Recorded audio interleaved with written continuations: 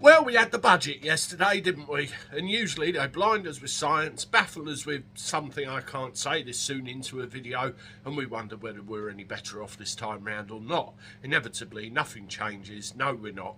And everything remains the same.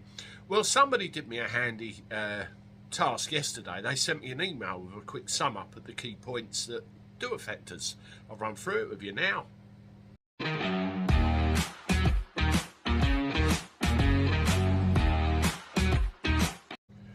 Hello everybody, welcome back to the channel. Hope you're doing alright. I'm not too bad, not too bad. Let me know how you are in the comments below. I'm off to Exeter tomorrow. I'm dreading it. It'll be a long drive, about 4.5 hours each way. So, be a long day, really long day. And will the price of fuel help me? Well, we'll see.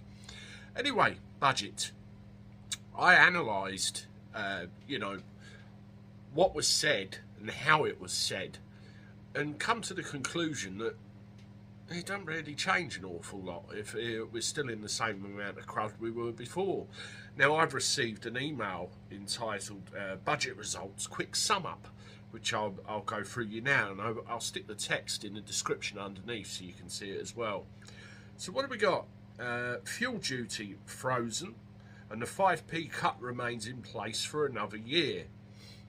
Okay, so the fuel duty's frozen, which is a good thing, I suppose. There'll be no increase, even though we were warned that there could be a 12p increase. They've decided against it. I think that would be a real election loser, to be honest with you.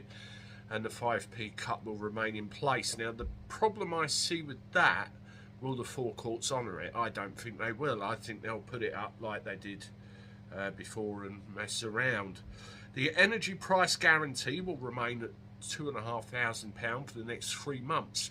As you recall, it was going to go up to £3,000 fairly imminently. Prepayment meters, electric prices will be reduced to the same as direct debit customers. I brought you that the other day, and I will also be bringing you out another video with some more news about prepayment meters after this one. Draft, beer and cider duty in pubs will be up to 11% lower than in shops to protect the local pubs and keep them open. So basically a cut. Increase in pothole funding up to £200 million. Is that really enough? I don't think so. I'll tell you what, you get back into Thanet where I live and you start doing this. It's mad. I know a guy who I used to nickname him Pothole Pete because he'd go out, fix the potholes and send the council an invoice. I tell you, it's true. And they weren't very happy with him. £63 million for public leisure centres and pools. Kids learning to swim is basic sense, to be honest. Most schools use them. That's a very big worry. I mean, I've read loads and loads of stories about public swimming baths possibly having to reduce their hours or even shut because they can't afford the electricity bill. Yeah, and then where do kids learn to swim?